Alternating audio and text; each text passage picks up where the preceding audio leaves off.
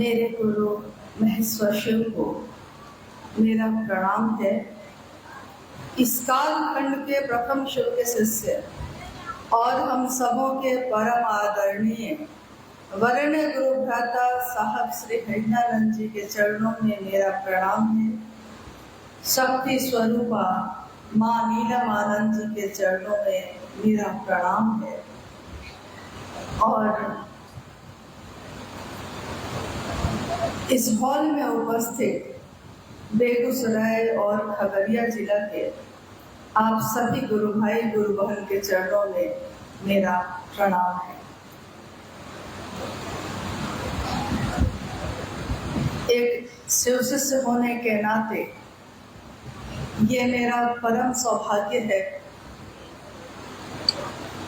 कि अपने गुरु शिव के बारे में, अपने गुरु शिव के गुरु कार्य के बारे में बात करने के लिए, संग बैठकर गोष्ठी करने के लिए इस संगोष्ठी का आयोजन हुआ।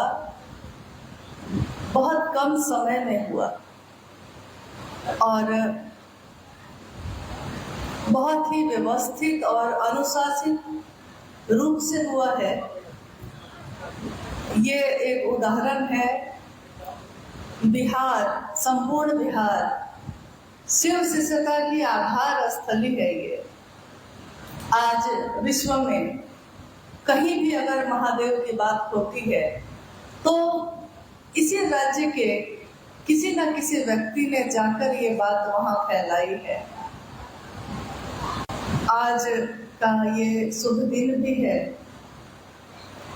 जो आपने सुना। हम सबों की माँ नीलमानंद जी का जन्म दिवस हिंदी तारीख से और अंग्रेजी से तो 27 जुलाई है।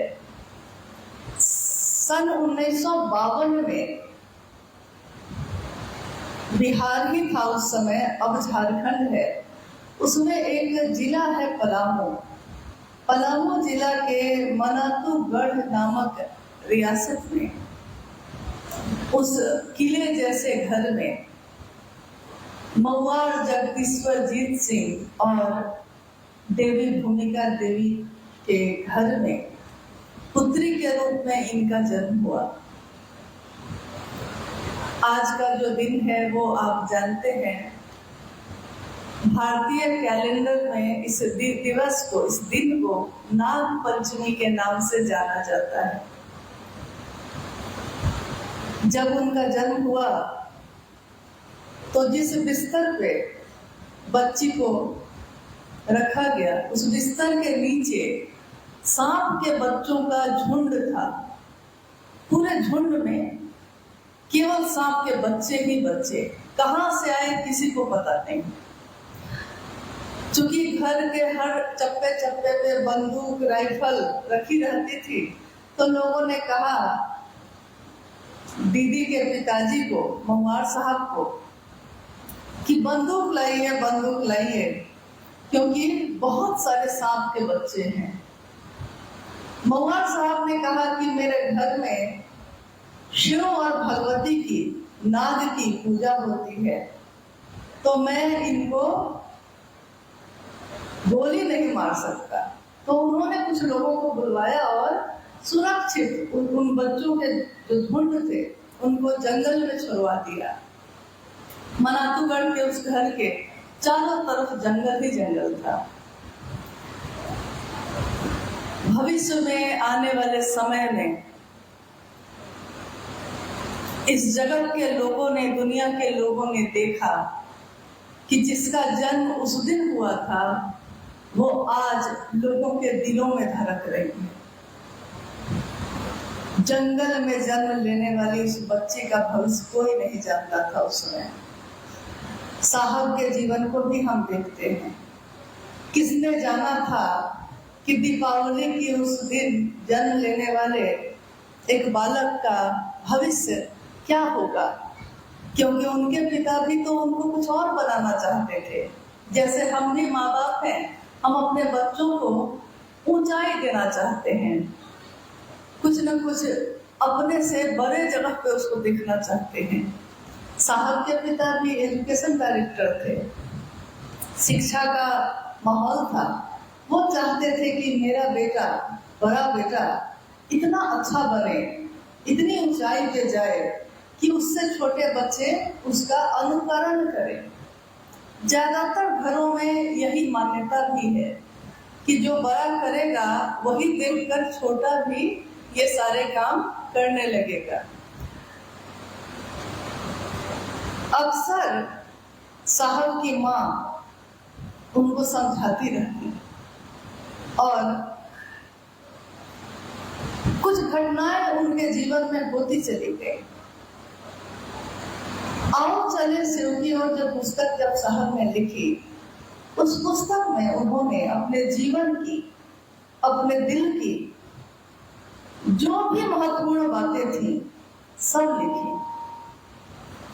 और उन्होंने कहा कि एक दिन जब मैं शरीर में नहीं रहूंगा, लोग मेरी बातों पे चलेंगे। ये पुस्तक उनको प्रकाश दिखाएगा ताकि उनको कोई गुमराह नहीं कर सके, कोई उनको भटका नहीं सके। कुछ लोगों ने उस समय कहा साहब से कि आपने किताब में इतनी बातें लिख दी, पता नहीं लोग उसका क्या क्या मतलब निकालेंगे, क्योंकि हर व्यक्ति अपने अनुसार मतलब निकालता है। अभी इस संगोष्ठी में जो हम बैठे हैं और 10 बजे से ये शुरू है, कितने गुरु भाई गुरु बहनों ने अपनी अभिव्यक्ति, अपनी अनुभूति हमारे आपके सामने रखी है। उसमें कुछ वैसे गुरु भाई आज हमारा सौभाग्य है कि उपस्थित हैं, जिन्होंने 1990 के दशक में शिव को अपना गुरु बनाया था। साहब ने 1980 के दशक से शिव चर्चा शुरू की और बेगूसराय, खगड़िया, सहरसा, सुपौल, मधेपुरा, इन सभी जिलों में उस समय कुछ लोगों ने जो शिव को गुरु माना, साहब की बातों को सुनकर हम सभी शिव शिष्यों का सौभाग्य है कि वो आज भी उन लोगों से हम लोगों की भेंट हो पाती है। हम सुनते हैं कि वो कैसा दौर था, वो क्या समय था। भगवती स्वरूपा माँ नीलम आनंद स्वयं शिव के शिष्य साहब भैरवनाथ किस तरह स्टेशन पे उतरते और किस तरह पैदल पैदल दूरी तय करके कभी किसी गांव में, कभी किसी शहर में जा जाकर अपने गुरु शिव का संदेश देते। बेगूसराय की धरती, इस धरती को अभी अनुप्रिया ने कितनी सही बात कही कि इस धरती को इतिहास में जब भी याद किया जाएगा, इसी नाम से याद किया जाएगा कि गुरु का आदेश कहाँ मिला था, तो वो ये धरती थी जहां गुरु का आदेश मिला। कहते हैं, साहब ने कहा भी कि गुरु की दया गुरु आदेशित अनुसार करने भर से मिलती है। गुरु की दया गुरु आदेश अनुसार करने भर से मिलती है। यानी गुरु की जो दया है वो मिलेगी कैसे? जो पहला सूत्र है वो मिलेगा कैसे? कि गुरु के आदेश को उनके अनुसार करने भर से मिलती है, जिसमें ये तीनों सूत्र भी शामिल है। हम सभी शिव शिष्यों का जो लौकिक आचरण है, मनसा वाचा करुणा, ये भी शामिल है। हमारे जीवन का पल पल शामिल है। यानी कि हम क्या करते हैं, इस पे निर्भर करता है कि गुरु की दया हम पे होती है कि नहीं।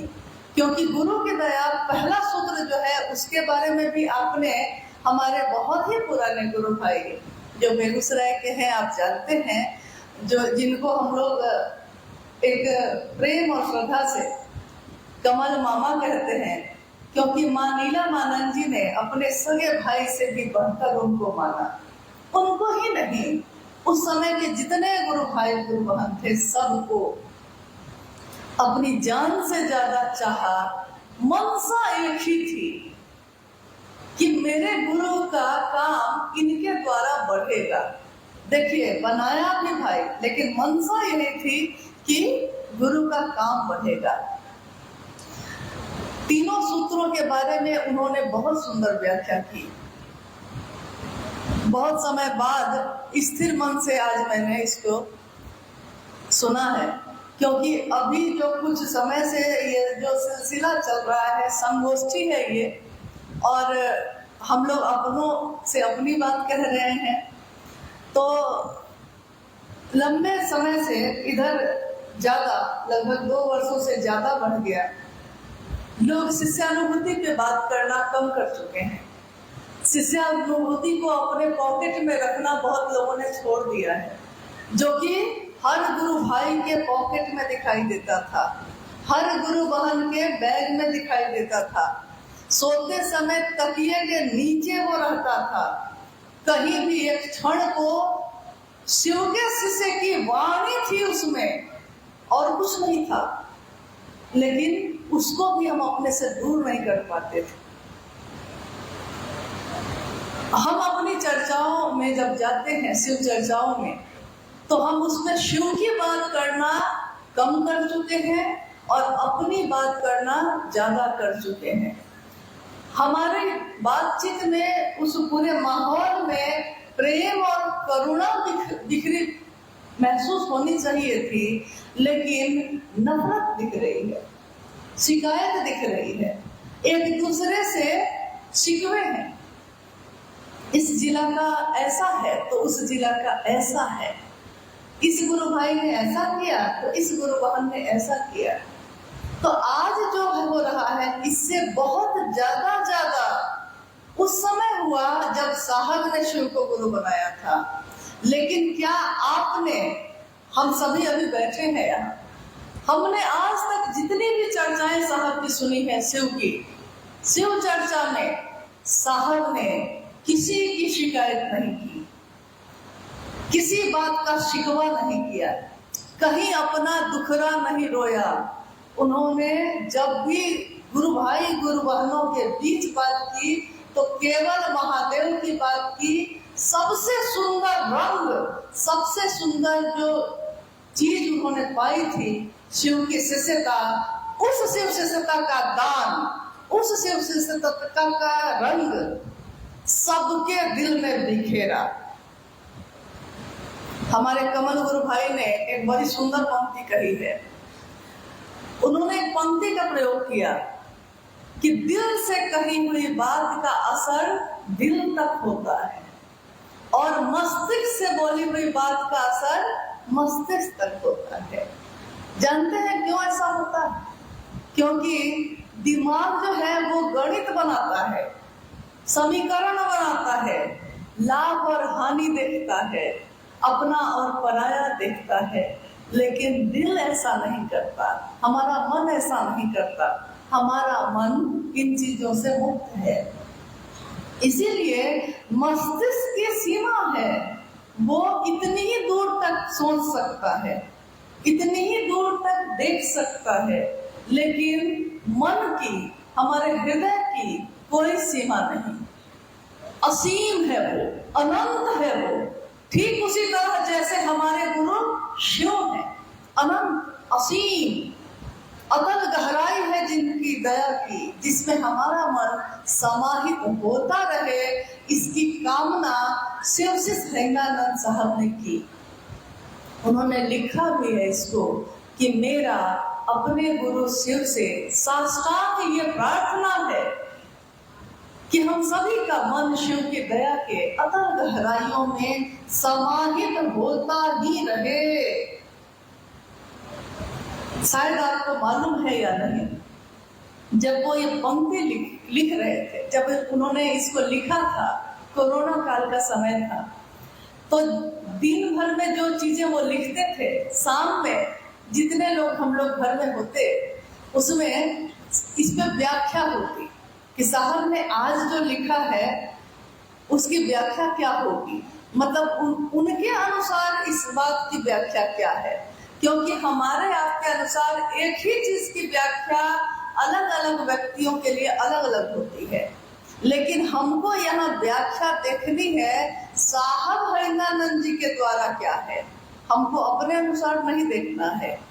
तो उन्होंने कहा कि मैं कहता हूं कि शिव ही तुम्हारी गति है, गति यानी कि चलने की ताकत। शिव ही हमारी मंजिल है, मंजिल मतलब जहां हमको पहुंचना है, और शिव ही हमारे गुरु हैं। तो बताओ कि जब मंजिल पे पहुंच जाइएगा तो होगा क्या? चल रहे हैं हम सब, रास्ता है शिव सृष्टा का, चलना है, मंजिल कोई ना कोई तो है हमारी, हम ये काम क्यों कर रहे हैं? उस मंजिल पे जब हम पहुंचेंगे तो होगा क्या? तो साहब ने कहा कि नदी का तल होता है, समंदर का भी तल होता है। तल मतलब जमीन, छोटी छोटी नदी में जमीन ऊपर से ही दिखाई देती है, गहरी नदी में ऊपर से नहीं दिखाई देती, लेकिन कुछ फुट नीचे है। गंगा नदी में उससे भी गहरी होती है, और समंदर में अथाह है, लेकिन तब भी उस अथाह जल में भी तल है। साहब हरिनानंद जी कहते हैं शिव की दया की अतल जिसमें कोई तल नहीं है, गहराई इतनी है कि उसमें हमारा मन समाहित होता ही रहता है, डूबता ही रहता है, क्योंकि प्रेम डूबने की विधा है। कि जिससे भी हम प्रेम करते हैं, हम अगर अपने बेटे से प्रेम करते हैं तो मेरा मन उसके लिए कुछ भी कर ले, लेकिन संतुष्ट नहीं होता, हम और करना चाहते हैं, हम और देना चाहते हैं, क्योंकि प्रेम देना चाहता है और संतुष्ट नहीं होता वो। तो साहब ने अनगिनत बातें कही, घंटों सुबह से रात बीत जाती और उनकी बात खत्म नहीं होती। सन 1974 में उन्होंने शिव को गुरु बनाया था। सन 1986 में गुरु का आदेश आया, बेगूसराय की धरती है और उस घटना को आप सब जानते होंगे। शिव शिष्यता की पृष्ठभूमि उसमें यह घटना शामिल है कि किस तरह साहब मधेपुरा से बेगूसराय आए, और बेगूसराय में उस समय एक दंडाधिकारी थे जिनको हम लोग कहते थे रोहतगी अंकल। बहुत बाद तक में वो थे ही, साहब के मित्र थे, और साहब जिस काम से पटना जा रहे थे रास्ते में वो ठहराव उन्होंने कर लिया बेगूसराय, और बेगूसराय में भी उनके घर पे वो खुद भगवती के उपासक थे। रात गहरी होती चली गई और साहब और रोहतगी जी दोनों आपस में वार्तालाप करते रहे। आधी रात से ज्यादा का समय बीत गया तो रोहतगी जी ने साहब से कहा कि आपकी बातें सुनता हूँ तो मेरा मन एकदम आनंदित हो जाता है। मैं भगवती का उपासक हूँ, लेकिन शिव के भाव से भरने लगता हूँ। जानते हैं हरिनानंद जी, जब मैं घर बनाऊंगा ना तो मैं और आप मिलकर घर बनाएंगे, मतलब कि हम दोनों मिलके एक ही घर बना के उसी में रहेंगे। साहब ने उस दिन भी यही कहा। उन्होंने कहा कि रोहतगी जी, मैंने तो अपने पिता से भी कहा है कि रहूंगा सराय में और मरूंगा हॉस्पिटल में। मैं शिव की बात करने आया हूँ, शिव की बात करूंगा और जाऊंगा। रात गहरी हो गई, सोने चले गए। सुबह सुबह सूर्योदय हुआ भी नहीं था और साहब की नींद टूट गई, क्योंकि रोहतगी जी भगवती की पूजा शुरू कर चुके थे। और उस सूर्योदय की जो होने वाली बेला थी, उसमें साहब के सामने वो दृश्य उपस्थित हुआ जब वो बाहर अहाते में जाकर बैठे और आवाज आई। जिस आवाज से बात होने के बाद, जिसमें उस आवाज ने कहा कि तुम जो करते हो दूसरों को कहते नहीं हो करने के लिए, साहब ने कहा कि मैं कहता हूँ लेकिन मैं असत्य नहीं बोलता, मैं झूठ नहीं बोलता। उसने आवाज ने कहा, असत्य बोलते हो? साहब ने कहा, मैं झूठ नहीं बोलता। साहब कहते हैं कि मुझको पता नहीं था कि असत्य और झूठ में क्या अंतर होता है। असत्य का अर्थ होता है कि नहीं जानने के कारण गलत बोल रहे हैं, और झूठ का अर्थ होता है कि हम जानते हैं तब हम गलत बात बोल रहे हैं। खैर, आवाज ने यही कहा अंत में कि तुम जो करते हो दूसरों को करने के लिए कहो। साहब ने कहा, महादेव को प्रचार की जरूरत है। इसके उत्तर में एक आवाज आई, उत्तर आया, लेकिन उसके बाद की जो घटना हुई, तुरंत रोहतगी जी आ गए। साहब ने तुरंत बताई, सुनिए ना सर, सुनिए ना, ऐसी ऐसी बात हुई है अभी। उन्होंने कहा कि हरिनारायण जी, हम लोग क्या जानते हैं जो महादेव की बात करेंगे, महादेव का बात हम लोग क्या करेंगे। साहब ने कहा कि आपने सब चौपट कर दिया। आवाज अभी ठहरी हुई थी और आपने आके बीच में बोला, वो मामला खत्म हो गया। वो अंतिम पंक्ति वो भूल गए। बहुत बाद में एक बार उपवन में ही बातचीत चल रही थी, तो इस बात पे कि आखिर वो पंक्ति क्या थी जो आप भूल गए, हम लोग के मन में भी बार बार ये हो रहा था कि शायद वो याद करेंगे तो याद आ जाए उनको। तो साहब ने कहा लास्ट में कि देखो, मुझको क्या लगता है कि तुमने बिया देखा है, एक बिया जब वो रोपा जाता है तो वो बिया होता है, लेकिन उस बिये में जब वो बिया जब फट के पौधा बन जाता है तो बिया से ही पौधा निकला है, लेकिन उस बिये को उसके बाद तुम देख नहीं सकते, वो बिया दिखाई नहीं देता। ठीक वैसे ही उस दिन शिव ने, उस आवाज ने जो मुझको कहा था, वो मुझको उस समय दिखा, लेकिन वो तुरंत पौधा बना। ऐसे ही कुछ हुआ मेरे साथ, और मुझको सब समझ में आ गया कि तंत्र क्या है, मंत्र क्या है, यंत्र क्या है, ज्ञान क्या है, अज्ञान क्या है। जैसे मेरे सामने सारी तस्वीर स्पष्ट हो गई। और उन्होंने कहा कि अंत में मेरे मन ने यही समझा कि शिव की बात दूसरों तक बतानी है, जो मैं करता हूं वही दूसरों तक पहुंचानी है। एक दौर था, वो भी कितने साल बीत गए। आज बेगूसराय की धरती पे जो आकाशवाणी की घटना हुई, 2024 के इस साल में है हम लोग, 28 साल बीत गए। 28 साल में दुनिया कहां से कहां चली गई।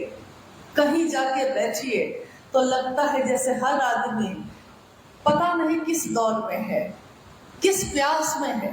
ये कैसी दौर है, ये कैसी प्यास है जो बुझती ही नहीं है। दौरा चला जा रहा है, क्या मिलना है, क्या पाना है, उसको भी पता नहीं, और चला जा रहा है। शिव की दया के आश्रय में ही आनंद है, शांति है, लेकिन शिव की दया का आश्रय छोड़कर हम कहां कहां भटक रहे हैं।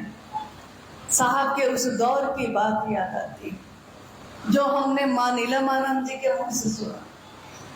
कैसे वो गढ़वर वाली गई, कैसे वो माँ तारा के मंदिर गई, कैसे घर घर जाके शिवशिष्टा की बात हुई, कैसे जिस घर में दरवाजा भी नहीं लगा था, दरवाजे और खिड़की पे बोरा का पर्दा लगा हुआ था, और उस गुरु भाई ने कहा कि मेरा मन है कि आप मेरे घर में रुकिए, और साहब दीदी उसके घर में रुके।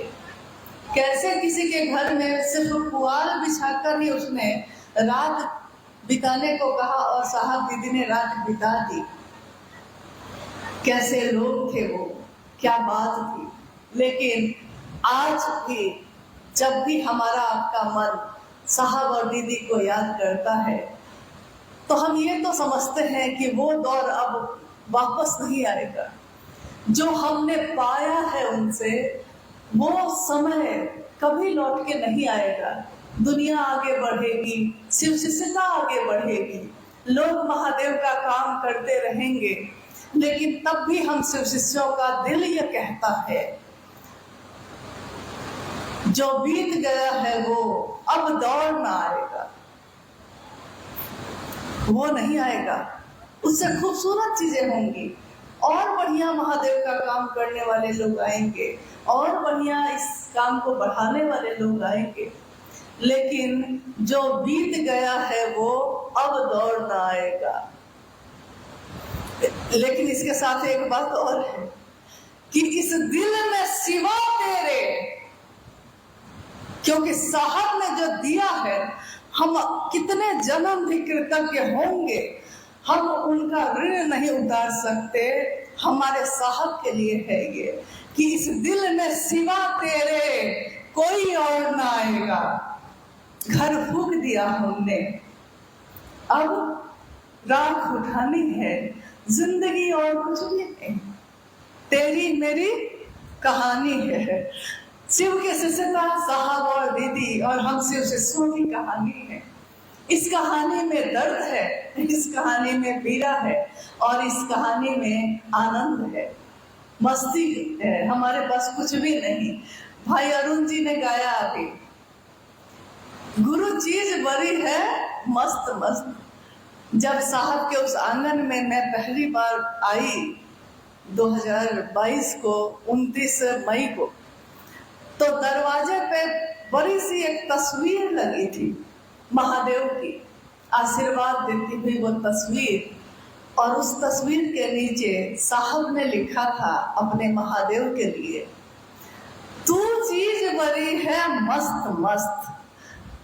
दुनिया उसको किसी के लिए सोच सकती है, लेकिन महादेव का चेला महादेव के लिए ये कहता है, प्रेम भी तो है वो भी, ईश्वर से हो तब, इंसान से हो तब। प्रेम व्यक्ति को बदल देता है, और ये बदलाव, ये गहराई, ये आंतरिक होती है।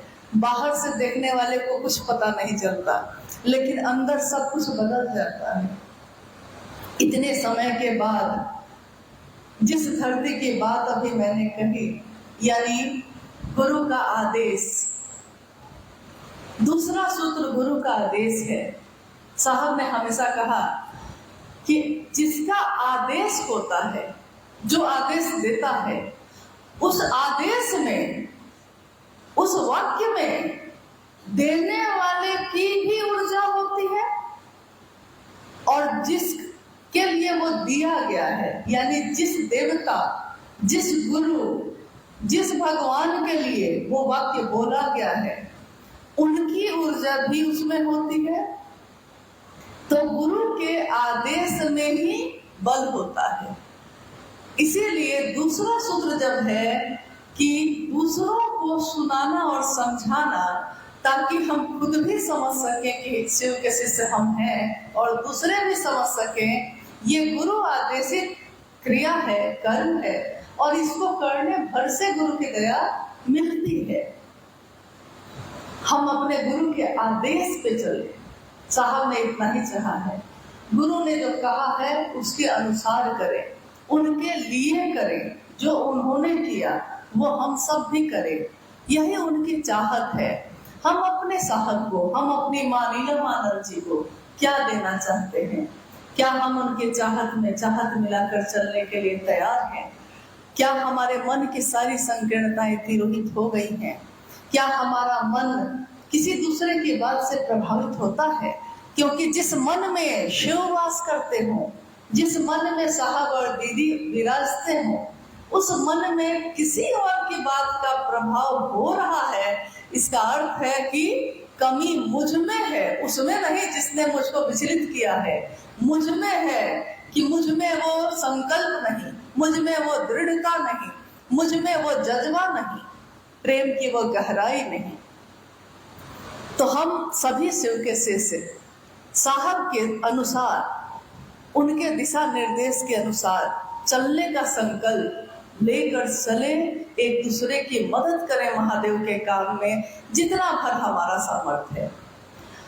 और क्योंकि ये संगोष्ठी है तो कुछ जिज्ञासा अगर आई है तो हम लोग उस पर भी बात करने की कोशिश करेंगे।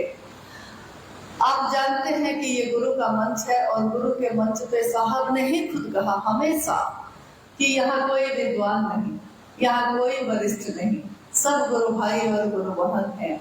गुरु मात्र एक है शिव और बाकी कोई नहीं। लेकिन क्योंकि एक व्यवस्था है, कभी संगोष्ठी, कभी कार्यक्रम, कभी एक अकेले व्यक्ति से भी बात होती है, कभी लाखों व्यक्ति से भी बात होती है, लेकिन बात का विषय नहीं बदलता, बात करने का उद्देश्य नहीं बदलता। एक आदमी की भी घोषणा अगर आपने की है तो यही सोचकर की होगी कि वो महादेव को अपना बनाए। अपना बनाने पे कितनी बात हुई। और साहब ने कहा कि शिव सार्वजनिक है, शिव सबके हैं, इसीलिए किसी एक के नहीं है। जैसे उन्होंने एक बार हंस के कहा, देखो ना, जैसे मुझको कहते तो सब है कि मेरे साहब मेरे साहब, लेकिन मैं किस बात से दुखी होता हूँ, किसी को मतलब नहीं। महादेव सबके हैं, सार्वजनिक हैं, लेकिन वो मेरे नहीं है तो मेरे किसी काम के नहीं। साहब मेरा एक है, अगर वो मेरा एक ना हुआ तो मेरे इस स्कूल में जन्म लेने का कोई अर्थ नहीं, क्योंकि अगर मैं सबकी हो जाऊं तो ये प्रेम नहीं होता। प्रेम एक निष्ठ होता है, प्रेम एक ही होता है, वो दो में पैदा होता है जरूर, लेकिन दो सत्ताओं को एक करता है। तो आइए हम बेगूसराय और खगड़िया जिला, जो गुरु के आदेश से भरा पूरा संपन्न जिला है, उसमें क्या जिज्ञासा आई है, उम्मीद करते हैं कि जिज्ञासा भी वैसी ही आई होगी। तो जिज्ञासा है?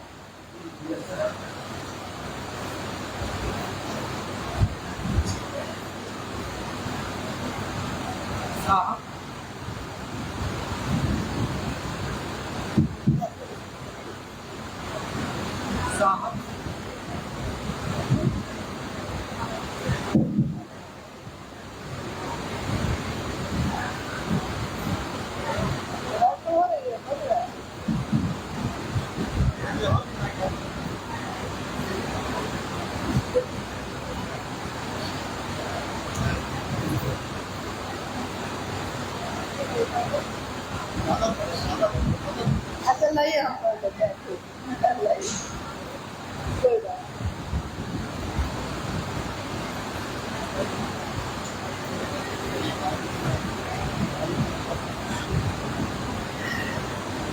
पंक्ति है, जिज्ञासा के जगह पे एक पंक्ति लिख कर आई है।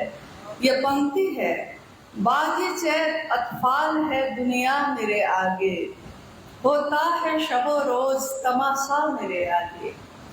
मिर्जा गालिब की पंक्ति से साहब लोगों से क्या कहना चाह रहे हैं?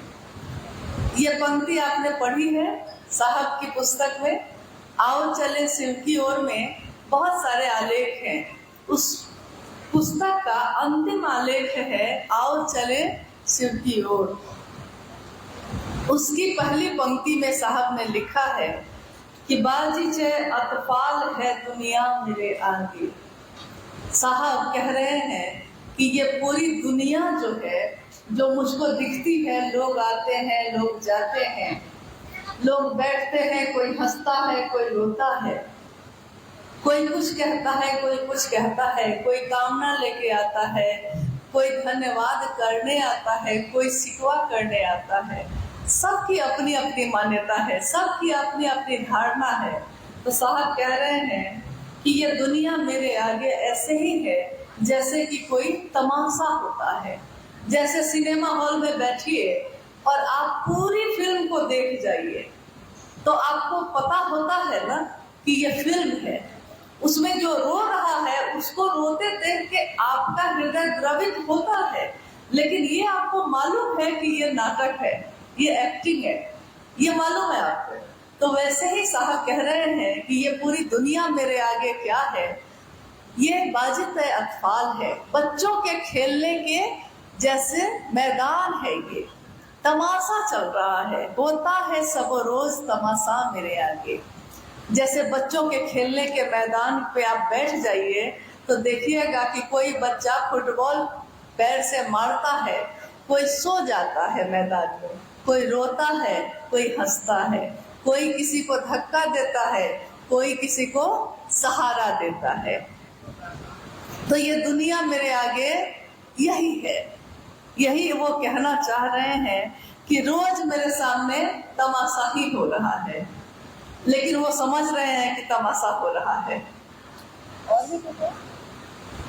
दूसरी जिज्ञासा है कि मनसा वाचा कर्मणा क्या है, आध्यात्म में कृपया समझाने की कृपा करें। मनसा वाचा कर्मणा ये क्या है? आध्यात्म में इसकी भूमिका क्या है? आध्यात्म में जो साहब ने कहा, जब भी हम आध्यात्म की बात करते हैं तो मुझको अक्सर ये वाकया याद आता है जो उनके सामने बैठे थे हम लोग और उन्होंने कहा था। उन्होंने एक दिन कहा कि जानते हैं, अध्यात्म एक पूरी की पूरी दुनिया है और मैंने अभी और कहा था, अभी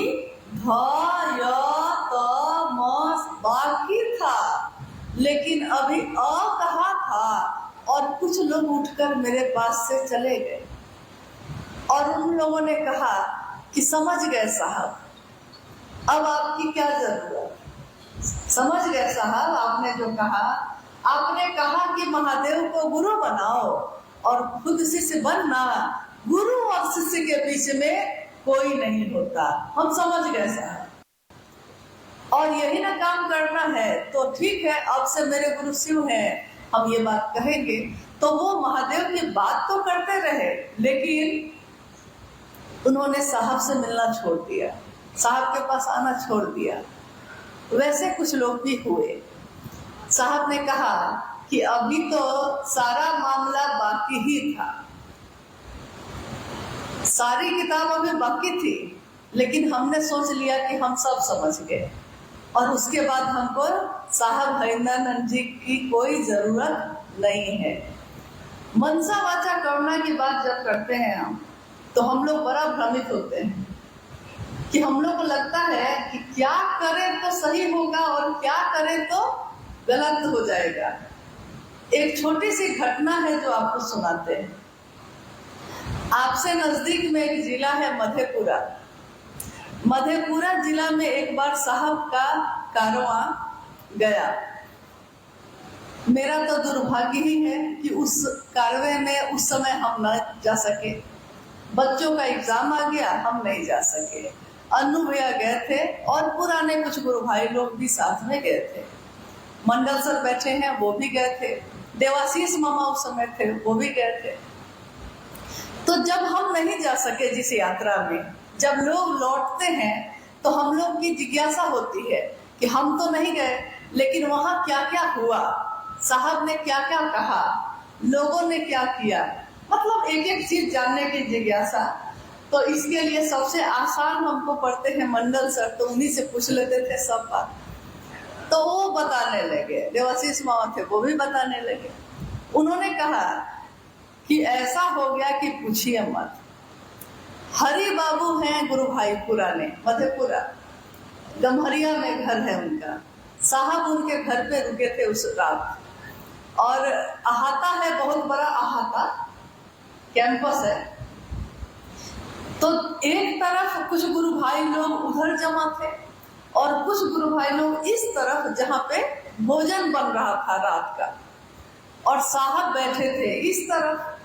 तो अब साहब इस तरफ से बैठे थे तो इधर के लोगों को भी देख रहे थे और इधर के लोगों को भी देख रहे थे। संयोग ऐसा हुआ कि जिधर भोजन बन रहा था उधर एक गुरु भाई जो उधर खड़े थे, उस भीड़ में खड़े थे, उनकी जरूरत पड़ी तो उनको बुलाया गया।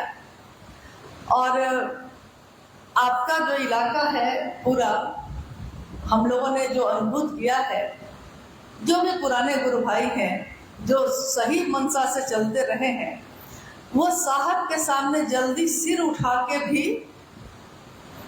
नहीं देखा उन्होंने। माँ के सामने भी मैंने देखा है, उन्होंने कभी साहब और दीदी से नजर भी नहीं मिलाई।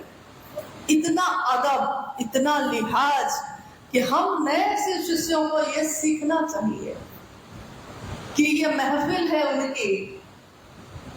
उनकी महफिल में जो आए पहले नजरों को अपनी झुकाए, तो हुआ ये वाकया उस दिन कि अब वो गुरु भाई को बेचारे को सामने से जाना था, तो उसने सोचा कि अब सामने से जब जाएंगे और साहब बैठे हैं तो प्रणाम करिएगा कि नहीं करिएगा, सामने पढ़िएगा तो प्रणाम करिएगा। तो उस गुरु भाई ने गुजरते हुए रुक कर साहब को प्रणाम किया, भाव से भरा हुआ प्रणाम। साहब बिगड़ गए। उन्होंने बिगड़ते हुए क्रोध में कहा कि इतने प्यार से, इतने भाव से मुझको प्रणाम जो कर रहे हो, इतना महादेव को प्रणाम कर लेते तो महादेव गुरु नहीं हो जाते। तो इतने जोर से कहा उन्होंने कि उस अहाते में सबने सुना। तो वो गुरु भाई तो बेचारे एकदम से अवाक हो गए, जल्दी से गुजर गए, चले गए। दूसरे लोग तो इस घटना को देख रहे थे। कुछ देर के बाद अब एक दूसरे गुरु भाई की जरूरत पड़ी जो इधर खड़े थे। उन्होंने पहले का हाल देख लिया था, तो जब वो गुजरने लगे तो उनको लगा कि प्रणाम करना ठीक नहीं होगा, खतरा है, डांट सुनेंगे। तो वो गुरु भाई चुपचाप सिर नीचे किए और सामने से गुजर के जाने लगे। साहब उससे भी दुगुना बिगड़ गए, खूब जोर से बिगड़े, और उन्होंने कहा कि जो मुझको प्रणाम नहीं कर सकता वो महादेव को क्या प्रणाम करेगा। तव तत्वम न जानामि, आपके तत्व को हम नहीं जान सकते कि आप क्या हैं, आप क्यों हैं, क्या चीज है आप, लेकिन आप जो भी हैं हम आपको प्रणाम करते हैं। अब आप बताइए इस घटना से कि पहले आदमी ने अगर उतना ही सुना होता और वो वहां से चला जाता तो उसने यही समझा होता कि साहब ने कहा है कि मुझको कभी प्रणाम मत करना, यही समझेगा ना। वो आधा ज्ञान बड़ा खतरनाक होता है, तो यही समझेगा।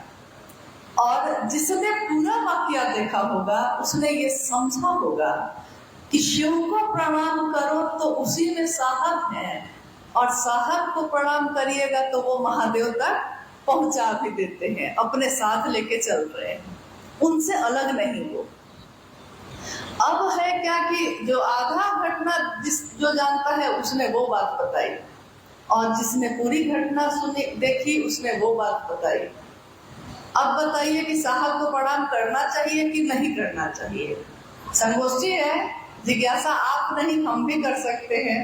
अब आप लोग बताइए कि क्या ये घटना सुनने के बाद या ऐसी और भी बहुत सारी घटना हुई है, आपका मन क्या कहता है? साहब महेंद्रानंद जी को प्रणाम करना चाहिए कि नहीं करना चाहिए? और अगर सही बात है कि हाँ, देवाशीष जी जो अब शरीर में नहीं है, शिवलीन हो चुके हैं, वो लंबा समय उन्होंने बिताया बेगूसराय सदानंदपुर के ही रहने वाले।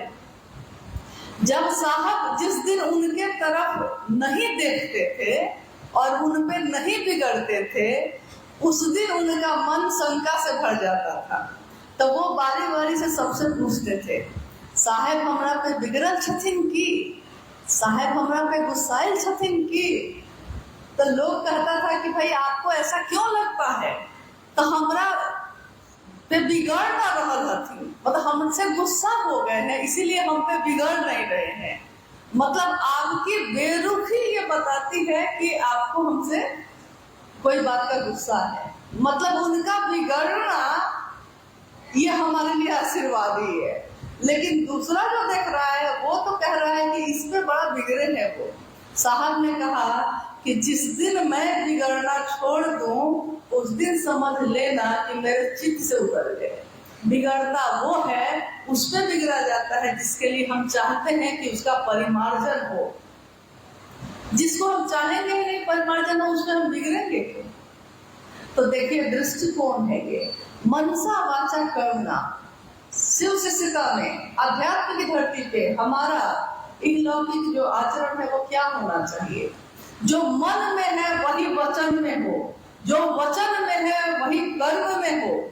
इन तीनों में जो एक दिखता हो वही शिव शिष्य है। बोलता कुछ है, सोचता कुछ है, करता कुछ है। अगर किसी में ये आचरण दिखता है तो वो हमारा गुरु भाई गुरु बहन तो नहीं हो सकता, क्योंकि वो बोलता कुछ है, वो करता कुछ है, सोचता कुछ है। और शिव का शिष्य बोलेगा भी तो सामने दीवार पे लिखी है, बनो तो शिव, रहो तो शिव और जियो तो शिव। यानी उसके हर पल में एक ही बात रहे, बदलेगा नहीं। चाहे वो जैसा रहेगा, महादेव के सामने अपने आप को वैसा ही रखेगा। तो शिव की शिष्यता में इसकी बहुत बड़ी भूमिका है। और इससे भी बड़ी भूमिका ये है कि हमको आपको देखकर कोई दूसरा शिव को गुरु बनाएगा। अगर हमारा आचरण वो देखेगा कि ऐसा खराब है तो वो शिव को गुरु नहीं बनाएगा। हम बोलते हैं मंच पे, बहुत सुंदर संभाषण है, कहते हैं संभाषण मस्तिष्क की उपज है और शिव की चर्चा हृदय की उपज है। हृदय में जो बोलते हैं, लोग कहते हैं साहब अब नहीं, हर समय साहब ध्यान में, सपने में, इम्प्रेशन में, ये हमेशा कुछ ना कुछ ऐसा उनकी बात आती है जो हम लोग को सिखाती है। जैसे हाल में कुछ समय पहले मुझे एकदम लग रहा है कि वो बोल रहे हैं ये बात कि कितना ज्ञान लोगे, कितना ज्ञान लोगे।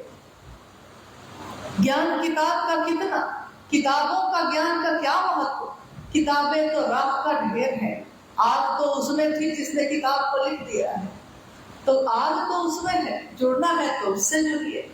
किताबें थोड़ी समझ दे सकती हैं, हमारे सोचने का तरीका बदल सकती हैं, लेकिन आग तो पैदा होगी उसी से जिसने उसको लिखा है, उससे जुड़ाव होगा तभी ना होगा ऐसा। तो हम सभी साहब और दीदी से अपने जुड़ाव को बनाए रखें, महादेव के काम में बढ़ते रहें और अपने मन, वचन और कर्म को एक करने की कोशिश करें ताकि दूसरे भी शिव को अपना गुरु बना सके।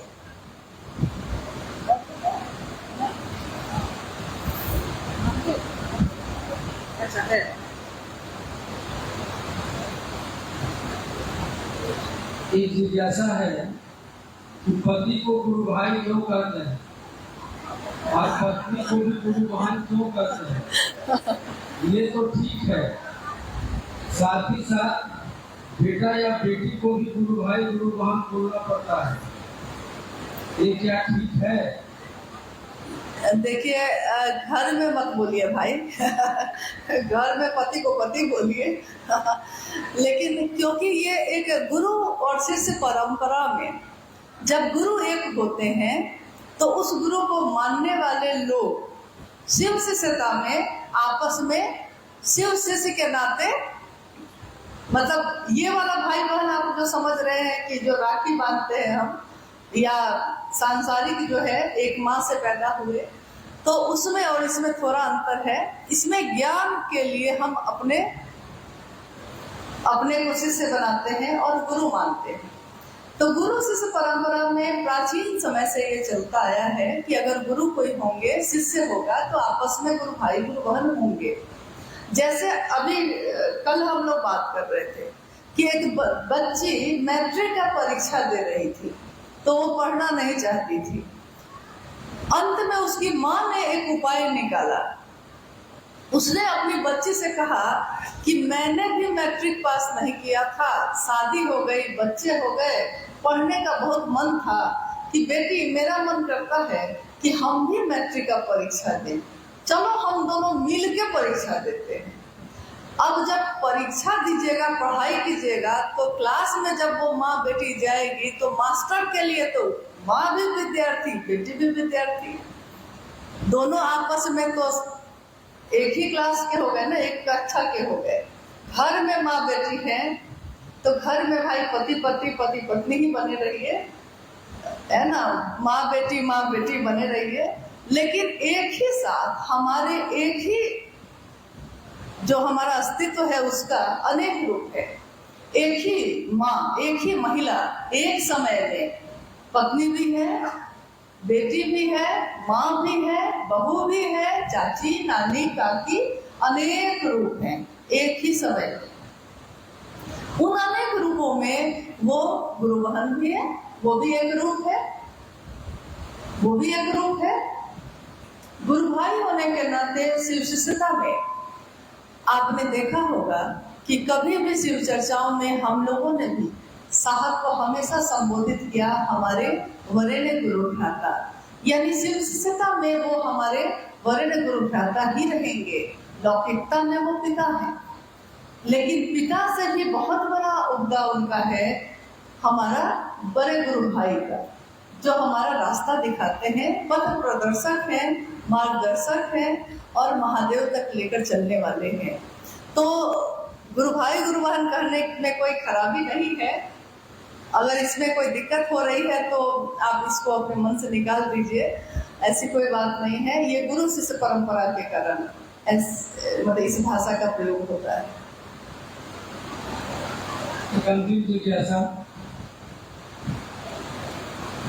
शिव गुरु कार्य में सभी गुरु भाई गुरु बहनों की क्या भूमिका होनी चाहिए, कृपया बताया जाए।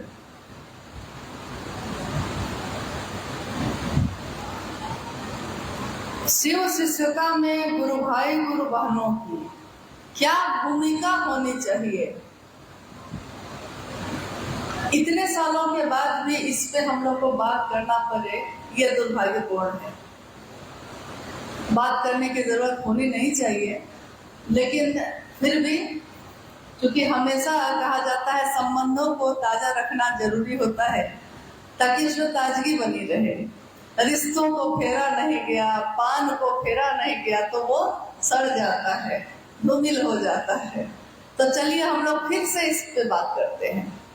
शिव शिष्यता में गुरु भाई गुरु बहन या शिव शिष्यों की भूमिका क्या होनी चाहिए। हम शिव शिष्यता को देखते हैं साहब हरिनानंद जी और दीदी नीलम आनंद जी के जीवन के जरिए। जो शिव का प्रकट रूप है, जो शिव की शिष्यता का आंखों से देखने वाला रूप है, जिसको हम देख सके हैं, जिनको सुन सके हैं, जिनको महसूस कर सके हैं, वो व्यक्तित्व है हमारे आपके बीच साहब और दीदी का। साहब और दीदी आपस में क्या थे, पति पत्नी थे। साहब की पत्नी थी अर्धांगिनी थी दीदी नीलम आनंद। जब साहब ने शिव को गुरु माना तो उन्होंने सबसे पहले चिट्ठी लिखी थी मां नीलम आनंद जी को कि नीलम, मैंने शिव को गुरु बना लिया है, तुम भी शिव को गुरु बना लो। और मां नीलम आनंद जी ने सहर्ष शिव को अपना गुरु बनाया। अब उन्होंने भी गुरु बनाया, इन्होंने भी गुरु बनाया। अब इनके उसी रूप में जो एक नाम है हरिंद्रानंद जी और एक का नाम है नीलम आनंद जी, उनके ही व्यक्तित्व में एक रूप और जुड़ गया, शिव शिष्य का। इससे पहले वो बहुत कुछ थी लेकिन शिव शिष्य नहीं थी। लेकिन जब ये शिव शिष्य हुए, वो शिव शिष्य हुए, उसके बाद का उनका आचरण क्या बताता है। उन्होंने शिव के लिए शिव को चाहा, न तो इसके पीछे उनकी कामना थी कोई, अर्थ धर्म मोक्ष काम लोकेशना निर्देशना। मतलब साहब ने सम्मान के लिए शिव को गुरु नहीं बनाया, साहब ने अपनी स्थापना करने के लिए शिव को गुरु नहीं बनाया। दीदी ने इसलिए लोगों को नहीं चाहा कि लोग आके उनके पांव दबाएंगे, इसके लिए नहीं किया। उन्होंने अपना सर्वस्व न्यौछावर किया, लेकिन किस लिए कि सामने वाला व्यक्ति शिव के दिशा में चले, महादेव की दिशा में चले। हमसे क्या गलती होती है कि हम जैसे ही जोड़ते हैं कहीं किसी को, शुरू में ही हमारे मन में थोड़ी मिलावट हो जाती है। शुरू में ही हमको लगने लगता है कि अभी इस इलाका में जो हम काम किए ना, अब यहाँ जितना घोषणा हुआ है, जितने चर्चा स्थल के लोग हैं, वो अब हमसे, हम उनके लीडर होंगे, अब हमसे पूछे। साहब ने एक बार कहा कि क्या मैं आपके और आपके गुरु के बीच कभी आया? मैंने ही जोड़ा लेकिन मैं आपके बीच में नहीं आया, आपके साथ रहा, आपको मंजिल तक पहुंचाने की कोशिश करता रहा, लेकिन बीच में नहीं आया, रास्ता रोक के खड़ा नहीं हुआ। क्योंकि अगर रास्ता रोक के मैं खड़ा हो जाऊंगा तो आप बढ़ेंगे कैसे, आप चलेंगे कैसे। तो शिव शिष्य कोई भी अगर है, उसकी भूमिका यही होनी चाहिए कि मेरे कारण अगर आप बढ़ सके थोड़ा और, तो ये मेरे जीवन का सौभाग्य होगा। हम आपको दिखे ना दिखे इससे क्या फर्क पड़ता है, आप हमको माने ना माने क्या फर्क पड़ता है। दुनिया तो किसी से 100% खुश नहीं होती। नहीं, महादेव से पूरी दुनिया खुश हो गई क्या? उन्होंने तो पूरा का पूरा हलाहल ही पी लिया था। दुनिया के सारे लोगों को खुश हो जाना चाहिए था कि अब इनसे बड़ा तो कोई और नहीं है, लेकिन तब भी कुछ उनकी पूजा, दक्ष को देखिए, दक्ष ने उनका आदर नहीं किया। तो दुनिया के आदर के पीछे पड़ेंगे तो हमेशा धोखा खाएंगे। महादेव के प्रिय हो सके ऐसा काम शिव शिष्यों को करना चाहिए। ये मेरी बात नहीं है, ये साहब हरिंद्रानंद जी की बात है। उन्होंने कहा तुमको आज शिव प्रिय है, तुम्हारी प्रियता बदल सकती है, लेकिन अगर तुम शिव के प्रिय हो गए तो प्रियता नहीं बदलेगी। हमारे प्रिय शिव है। आज मेरे जीवन में अगर कोई घटना हुई, मेरा मन टूटा, तो मेरी प्रियता बदलती है, बदल जाएगी। आज मेरे गुरु शिव हैं, कल हम उनको छोड़कर किसी और में जाएंगे। आज ये गुरु भाई अच्छे लग रहे हैं तो हम इनके साथ चल रहे हैं, कल मेरे मन के मुताबिक भी कुछ नहीं किए, अब हम इनका पार्टी छोड़ेंगे, हम उनके पार्टी में जाएंगे। प्रियता बदल गई। देखिए गुरु बहन ये बहुत अच्छा कर रही है, आओ भगत कर रही है, बहुत बढ़िया। जिस दिन उसने करना छोड़ दिया तो 10 आदमी से उसकी शिकायत कर रहे हैं कि बहुत ही खराब है, प्रियता बदल गई। तो हमारे तरफ से जो प्रियता होती है वो बदलती रहती है, लेकिन महादेव के तरफ से अगर प्रिय हो जाएंगे तो वो नहीं बदलते। इसीलिए एकमात्र शिव को कहा गया सत्यम शिवम सुंदरम। शिव सत्य है, सत्य का अर्थ होता है जो कभी नहीं बदलता।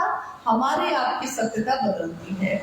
आज मेरा सत्य ये है कि हम लोग युवा हैं, 10 साल बाद हमारा ये सच बदल जाएगा, हम बूढ़े हो जाएंगे। उसके 10 साल बाद शायद हम जीवित भी न रहें। हम जो इस दुनिया में थे हमारा सत्य बदल गया। आज हम कुछ और बोलते हैं, 10 साल बाद कुछ और बोल सकते हैं, लेकिन क्या महादेव बदलेगा? काल बदलता, युग बदलते हैं, चक्र बदलते हैं, लेकिन शिव का जो स्वरूप है वो नहीं बदलता। उसकी सुंदरता का कभी क्षय नहीं होता, और वो हमारे आपके गुरु हैं, तो ये कभी ना बदलेंगे। इसलिए हम सभी शिव शिष्यों को भी जैसा मेरे गुरु हैं वैसा हमारे आचरण में दिखे, ऐसा काम करना चाहिए। अब बात क्या है कि बेगूसराय और खगड़िया में तो खूब महादेव का काम हो रहा है, लेकिन आप में से कितने ऐसे लोग हैं इस संगोष्ठी में जो उपस्थित हैं, जो इन 2 जिलों को छोड़ के बाहर के किसी राज्य में जाकर जिन्होंने महादेव का काम किया हो, किसी ऐसी जगह जाके किया हो जहां किसी ने नहीं किया था, जहां पहले से कोई चर्चा नहीं हो रही थी? आप में से कितने लोग हैं? अगर हैं तो हाथ उठाइए। अगर आप अपने बिहार राज्य से बाहर गए हैं या अपने जिले से बाहर गए हैं, जगत देखिए इसी में छुपा है उत्तर। जगत गुरु शिव का शिष्य, उसकी एक ही इच्छा होगी कि उसके गुरु शिव की बात जगत के एक एक आदमी तक पहुंच जाए। कांटी को एक जगह ठोक दिया है तो फिर उसी को ठोकते रहेंगे। कब तक हम लोग सिर्फ उसी जगह पे चर्चा करते रहेंगे जहां पे लोग शिव को गुरु बना चुके हैं? थोड़ा अपने मन को विस्तार दीजिए, थोड़ा बाहर निकलने की कोशिश करिए, इससे बहुत सारा लाभ होता है। हम अपनी अनुभूति पे बता रहे हैं। उससे होता क्या है कि एक तो हमारे मन का कचरा भी साफ होता है, क्योंकि एक जगह रहते रहते और पानी अगर जम जाए तो काई लग जाती है उसमें, लेकिन जो निर्झर बना रहता है, झरने की तरह कभी यहाँ कभी वहां कभी वहां, चलता रहता है, उसका मन भी उतना ही साफ, उतना ही निर्झर बना रहता है। और महादेव के लिए महादेव का काम करना है। हालांकि आपके जिले में भी अभी भी बहुत सारे ऐसे घर होंगे जिन लोगों ने शिव को अपना गुरु नहीं बनाया है। तो हम इस महाअभियान में भाग लें। हम गांव-गांव जा सकते हैं, हम दूर नहीं जा सकते हैं तो बगल के किसी ऐसे गांव जाए जहां शिव चर्चा नहीं होती है। इतना तो हम लोग कर सकते हैं। मेरी जितनी क्षमता है हम उतना तो महादेव का काम कर सकते हैं। हम दूर नहीं जा सकते, बगल में जा सकते हैं, इतना पर तो आप कर सकते हैं। तो इतना पर तो आप करने को तैयार है ना? क्या? हाँ, क्योंकि नारा तो लगवाया जा सकता है कि शिव का काम कौन करेगा। मन्नत सर ने कहा, आपने भी कहा, हम लोगों ने भी कहा कि हम करेंगे, हम करेंगे। लेकिन नारा सिर्फ इस हॉल तक नहीं रह जाए। एक घटना आपने सुनी होगी, हालांकि समय काफी हो गया है। इस बात के बाद हम लोग अपनी बात भी समाप्त करेंगे। अंतिम एक आज के लिए एक घटना जो आपने सुना होगा, साहब की ही चर्चा में सुना होगा। महाशिवरात्रि का अवसर था, रांची में महाशिवरात्रि का आयोजन था, आरती का समय हो रहा था। 27-28 अगस्त की चर्चा में भी साहब ने इस घटना का जिक्र किया है। आरती के लिए साहब को बुलाते बुलाते हम लोग बारी से लोग गए, नहीं आए। हालांकि हम लोग गए जब तो बहुत अनुनय विनय करने के बाद वो उठ के आए। तो उन्होंने कहा कि यार मेरी आदत है, या तो मैं उस काम को करूंगा नहीं, जो मेरा मन नहीं कर रहा है करने के लिए, मैं उस काम को नहीं करूंगा, और अगर करूंगा तो फिर सबसे बढ़िया तरीके से करूंगा। अब व्यवस्था है करने की तो सबसे बढ़िया करेंगे। तो उन्होंने आरती की थाली ली और परमेश्वर जी बैठे हैं, इनको डांट के जोर से कहा कि पढ़ो, आरती पढ़ो। ये बेचारे हड़बड़ा के पढ़ने लगे। मंडल सर, हम लोग सब अनुव्याम परिवार के सारे लोग आरती लेके आरती कर रहे हैं। साहब बीच में खड़े हैं आरती लिए हुए, और चूंकि आरती चल रही है तो सबका ध्यान महादेव पे है। आरती खत्म हो गई। आरती खत्म हो गई तो हम लोगों ने अपनी अपनी आरती का थाल नीचे रखा। लेकिन साहब की तरफ जब हम लोग देख रहे तब तक अनु ने दौड़ के उनके हाथों को पकड़ा, क्योंकि उनके हाथ में जो थाली थी वो थरथरा रही थी, लग रहा था कि अब गिरेगा। और साहब की आंखें बंद थी। बंद आंखों में और थरथराती थाली को पकड़ते हुए में उनको जो झटका लगा तो उन्होंने आंखें खोल दी और कहा कि क्या हुआ। तो बाद में जब हम लोग आकर बैठे तो साहब ने कहा कि मैं महादेव पे मेरा ध्यान एकाग्र हो गया और मैं महादेव से बात करने लगा। मैंने कहा महादेव से, ये आपने पता नहीं सुना कि नहीं, साहब ने कहा कि इसको उन्होंने समझाया था। आओ चले शिव की ओर में एक पंक्ति है कि मन जब मंत्र के चैतन्य के साथ नहीं चलकर मंत्र के साथ नहीं चलकर मंत्र के देवता के चैतन्य में ठहर जाता है तो क्या होता है। इसी को उन्होंने समझाया कि जब मैंने अपने मन को एकाग्र किया तो मेरा मन ठहर गया। अब ठहर गया महादेव पे तो अब मेरा शरीर पर से ध्यान हट गया। मेरा शरीर क्या कर रहा है अब मुझको नहीं पता। साहब महादेव से अपनी बात कह रहे हैं। उन्होंने कहा कि मैंने कहा कि सरकार दया करिए कि आपका जो नाम है पूरी दुनिया में हो, और ये बात हो रही है। साहब ने कहा कि ये जो शिव नाम की हरा भोला हो रहा था, बगल में हरा भोला तो चल ही रहा था, बीच में आरती हो रही थी। उन्होंने कहा कि हरा भोला हरा शिव की ये जो गूंज उठ रही है मैं पूरी दुनिया में सुनना चाहता हूँ, और मैं इसका साक्षी रहूं ये भी चाहता हूँ। उन्होंने कहा कि पूरी दुनिया में ये गूंज हो मैं ये चाहता हूँ, और ये भी चाहता हूँ कि मैं इसका साक्षी बनूं, यानी मैं इसको अपने से देखूं कि ऐसा हुआ है। अब बताइए कि हम कहीं भी शिव शिष्टता की घोषणा अगर कर रहे हैं तो उसका साक्षी कौन है?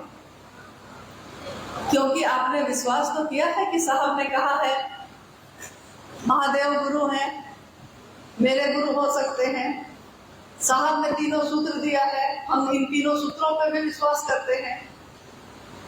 तो साहब की बनाई हुई व्यवस्था, साहब की बोली हुई चीज या साहब की दी हुई चीज, कोई भी चीज हो जो उनको छू कर भी आई हो, तो उन हवाओं को भी सलाम करते हैं हम शिव के शिष्य, क्योंकि हमारे साहब को छू के आई है। वो साक्षी बने मेरे द्वारा किए हुए काम का। इससे सुंदर जीवन क्या होगा? तो हम कहीं भी अगर महादेव की बात करेंगे नए लोगों के साथ, उसके साक्षी वो स्वयं होंगे। आइए हम सभी, जो इस संगोष्ठी का एकमात्र उद्देश्य है कि मेरे गुरु महादेव दूसरों के दिलों में भी धड़के, हमारे मन में जो महादेव वास करते हैं दूसरे के मन में भी वो वास करने लगे। हमारे आपके द्वारा ऐसा काम हो कि शिव शिष्टता की गूंज सिर्फ बेगूसराय और खगड़िया की धरती पे नहीं, विश्व के कोने कोने तक हो पहुंचे। आपके जिले के बहुत लोग बाहर के राज्यों में रहते हैं, बाहर के जिलों में रहते हैं, बाहर के देशों में रहते हैं। आप अगर उन लोगों के माध्यम से चाहेंगे तो अपने महादेव का काम उन सुदूर जगहों पे भी पहुंचा सकेंगे।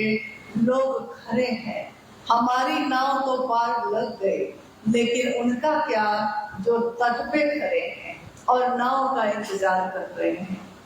सोचिए, जिस दिन हम लोगों ने शिव को अपना गुरु बनाया था, हमने और आपने उस दिन ये जरूर सोचा होगा कि इतनी सुंदर बात हमारे जीवन में इतनी देर से क्यों आई, क्यों नहीं पहले हमने शिव को गुरु माना, क्यों नहीं किसी ने हमसे ये बात कही।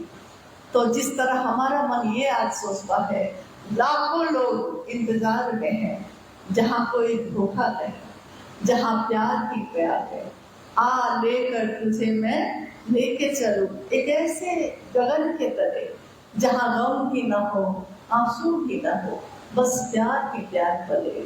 उस गगन के तले चलने के लिए कितने लोग व्याकुल हैं, खड़े हैं, और हम अपने समय को नष्ट कर रहे हैं इन बेकार की बातों में। बेकार की बातों में रहना बीत जाएगी। यहाँ पूर्णिया के गुरु भाई गुरुवान बैठे हैं, गुरु भाई जो आशीष जी हैं पूर्णिया से हैं, रानी पत्रा साहब अक्सर गए वहाँ। साहब ने वहाँ की एक संगोष्ठी में कहा कि पास आइए कि हम नहीं आएंगे बार बार। सबकी आंखों में आंसू आ गए थे उस दिन कि क्यों साहब ने ये बात कही। साहब ने बाद में भी यही बात कही कि मैं नहीं आऊंगा बार बार। 27-28 अगस्त को जो संगोष्ठी हुई, उसमें मेरे बोलने का जो विषय था वो नमः शिवाय पे था। 26 अगस्त की शाम में उपवन में सब कोई इधर उधर व्यस्त था, मैं भी उठकर थोड़ा दूसरी तरफ चली गई। साहब ने बहुत जोर से डांटा और कहा कि आपसे कह रहा हूं, बैठ के समझ लीजिए मुझसे, फिर दूसरा कोई नहीं आएगा समझाने। और सही है, दूसरा कौन समझा सकता है? जिसने समझा है वही समझा सकता है। साहब और दीदी का अस्तित्व, साहब और दीदी का नाम इस धरती पे, इस गगन में चमकता ही रहेगा हमेशा। ये दुनिया रहे ना रहे, लेकिन उनकी बात तो इस कायनात में गूंजती ही रहेगी। शिव गुरु हैं और हम सब उनके शिष्य हैं। ये गूंज उठती ही रहे, हम आप उसके साक्षी बने, हम सब इसमें सहायक हो, इसकी कामना करते हैं। अपने साहब और दीदी से यही निवेदन करते हैं कि हमने आपके जन्मदिन पे क्या दिया, हमारे पास है भी क्या, हम क्या देंगे। लेकिन माँ नीलमानंद का जन्मदिन है आज, हम तो उन्हीं से मांगते रहे, पहले भी आज भी मांगते हैं उन्हीं से कि आप ऐसा आशीर्वाद दीजिएगा और जरा हमारे साहब तक जरा हमारी बात भी पहुंचा दीजिएगा क्योंकि साहब से जो सीधे नहीं बोल पाता था वो माँ से ही अपनी बात उन तक पहुंचाता था। तो जरा उनसे भी कहिएगा कि शिव शिष्यों का हाल भी थोड़ा देखते रहे कि आपकी महफिल है, आपकी दुनिया है, सब कुछ आप ही का है, तेरा तुझको अर्पण क्या लागे तेरा। चलिए हम उनको अर्पण करते हैं शिव शिष्यता का। आने वाले अभी कुछ ही दिनों के बाद 4 सितंबर का वो दिन भी आएगा जिस दिन हमारे साहब शिवलिंग हुए। साहब के उस दिवस पे उन्होंने हमेशा ये कहा कि मेरे जन्मदिन को या जिस दिन मैं जाऊंगा, मैं आया था तो दीपावली मनी थी, मैं जाऊंगा तो मुहर्रम मनेगा, लेकिन मेरे दिवस को संकल्प दिवस के रूप में मनाइएगा। ऐसा दिवस मनाइएगा जिसमें सब कोई यही नहीं करने लगेगा कि बड़े बड़े कार्यक्रम करने लगेगा। शिव शिष्य चाहा है मैंने, शिव शिष्यता का ही दान चाहिए मुझको।